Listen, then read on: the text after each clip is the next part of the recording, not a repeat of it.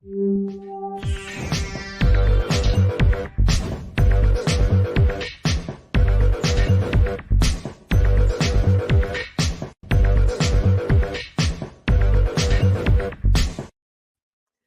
everybody, welcome to the show. You know where you are, the 9 at 9 with me, Tigo. Now before we get into the show, you probably noticed when we come in out of the credits, we're dancing because we're watching the opening credits too. So it's like the beat gets with me and then you think I've absolutely lost my mind, which is probably true.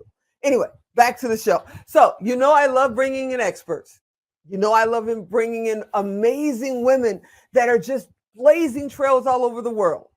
Today, we have an expert who's blazing trails all over the world that's going to help you with your children. And in my case, my grandchildren, just being able to get through every day.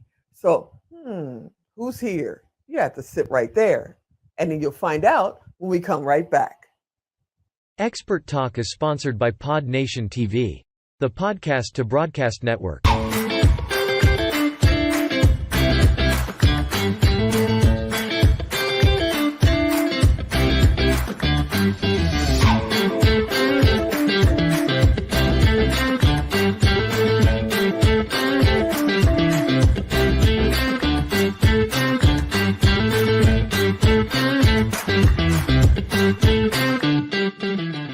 All right, welcome back. Yep, you heard me right. She is an amazing woman.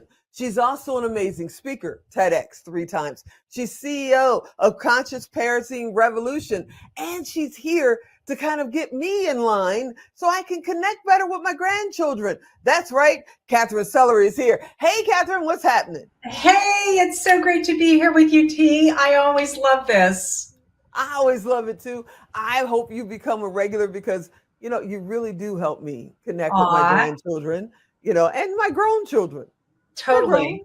You know? Yeah, they're still your kids. Doesn't matter how old they are. They're still your kids. They're still my kids. So today we're going to talk about, because you're one of our VIP experts, and today we're going to talk about, you know, it takes a village. And you and I, off camera, we had a chance to just kind of talk about that.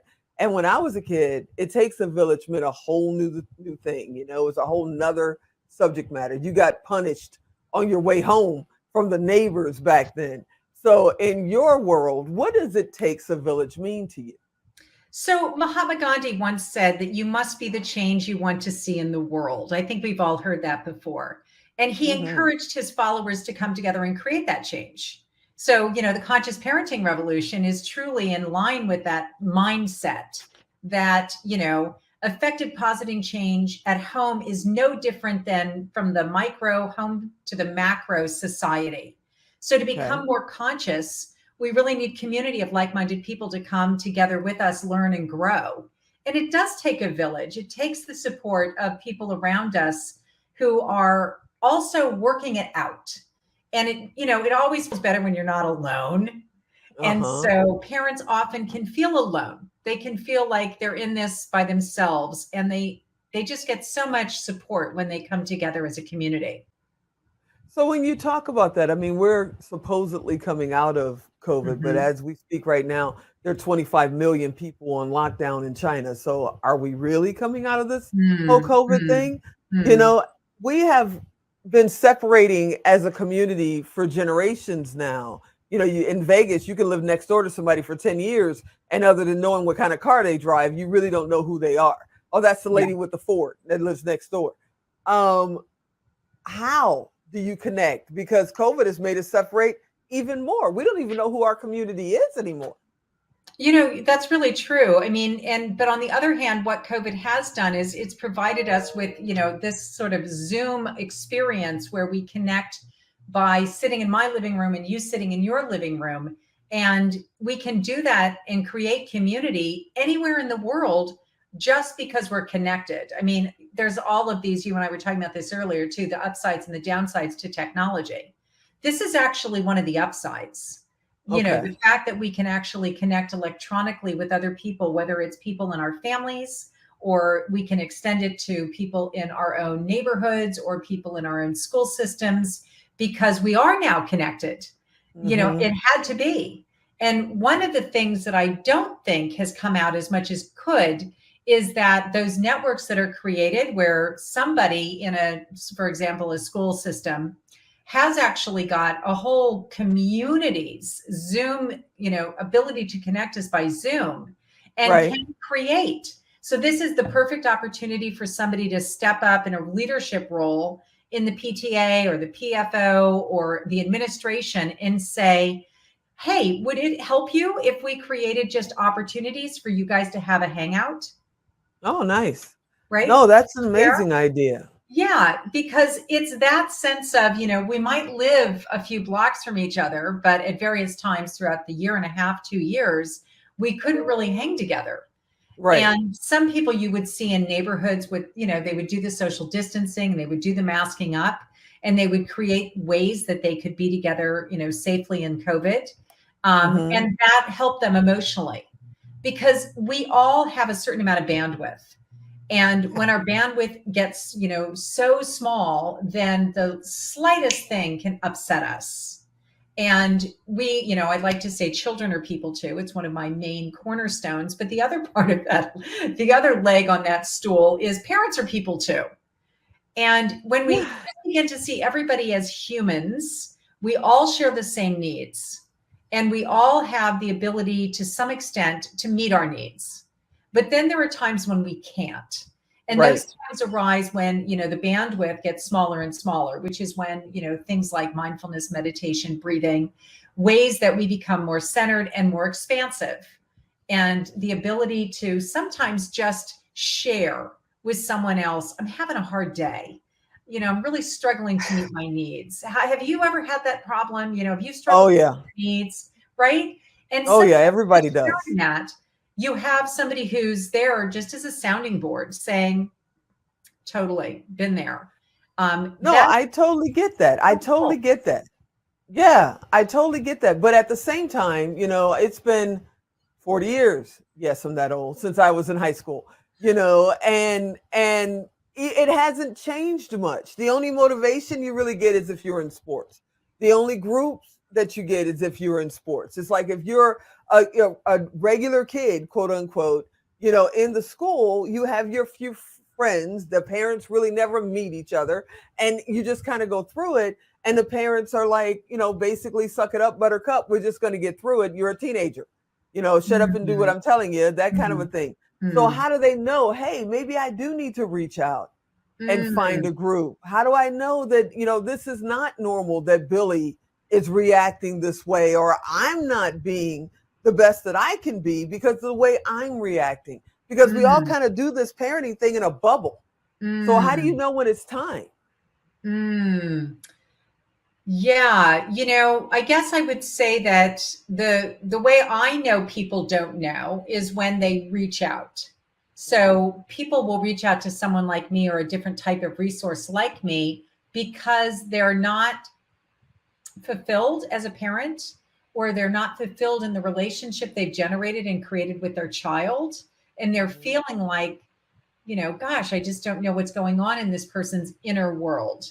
They're sharing superficially, but they're not really opening up their heart to me anymore. And we Mhm. didn't create families to have distance between us. We created families, I think, for warmth and, closeness and giggles and joy. And there's just nothing like having a family. And a lot of Right. people experience family without having those beautiful attributes. They experience it as a struggle and there's, harsh comments and people aren't, exposing their inner worlds to one another. There's distance. And that's when you Totally. begin to feel like this isn't satisfying. This isn't, the juice and the yum yum that I was hoping for when I created a family. Game No. nights and shared movies and walks around the park with, other people or the dog or just you and mom or, something like that, where, this is my person. The other people in my world sometimes become our families because Yeah. our relationships in our families are so broken. dysfunction. No, I get that. I get that. And, Alan just threw up our 1 minute warning. I keep telling everybody he's on a different speedy clock than we are. I'm telling you, his clock goes faster than anybody else's. But I know next month we're going to talk about reasons kids don't listen. But I would also love to touch somewhere down the line, like with my parents, my father saw himself as a failure if he had to reach out for help with being a parent, So I'm wondering about the people that are afraid to reach out because they feel like they're going to be seen as less than a great parent because they ask for help. So, well, I'm so glad you brought it up. I mean, I'll just say this because I know we probably got 4 seconds now, but no fault, no blame, no guilt, no shame. No fault, no blame, no guilt, no shame. So if we have that as the fabric in the background, then saying, hey, I need some extra support doesn't mean that it's my fault, no blame. It's not me to blame, no guilt, no shame. It's not about any of that. It's about recognizing that there are patterns. And these are patterns that have been rolling down through the generations. It's transgenerational, traumatic, dysfunctional patterns. And that we may not have created the pattern, but we've been bathed in the pattern. Yes, we've been bathed to the point where we think it's normal. We think it's normal. But if we break out of the guilt shame thing, then we're able to just say, wow, this isn't effective. I'm not getting the outcomes I want. I'm going to up level. Up-leveling, you get to just up level and be like, I'm looking for something better than what I've created so far. And I'm just going to go to the next step. And I'm not going to have to go back and criticize myself, but I might recognize that harm was done and that I can just be responsible for that previous pattern that I had been under a spell, because I believe that these spells are cast way before we have any knowledge of it, wasn't working to create the outcomes I want. So I'm going to create different patterns of communication within my family, and I'm going to be the one who starts it. And I'm going to fall just, on my face from time to time, and that's okay. Because I know the only way to learn how to get up and ride this new bike is to just keep falling down. Yeah, I can't think of a better way to end this one. Before he cuts us off, how do they get in touch with you, Katherine? Thank you. ConsciousParentingRevolution.com is our website. And please come on over and peruse, join our newsletter. We give out blogs every week on different topics like this. And if you really want to get trained up, you can come join the 90-day parenting reset. Well, I thank you for being on this episode. I can't wait to get to next month because it's going to get deep. All right, everybody. Thank you. Everybody, I hope you enjoyed this episode. You already know if you missed the website, ConsciousParentingRevolution.com, go to Tigo Direct. Katherine's there. Type in Katherine, type in parenting. She'll come up, send her a message. It doesn't cost you anything. It doesn't cost Katherine anything. So we can get the word out and you can get connected. As always, I'm Tigo. I'll talk to you next time.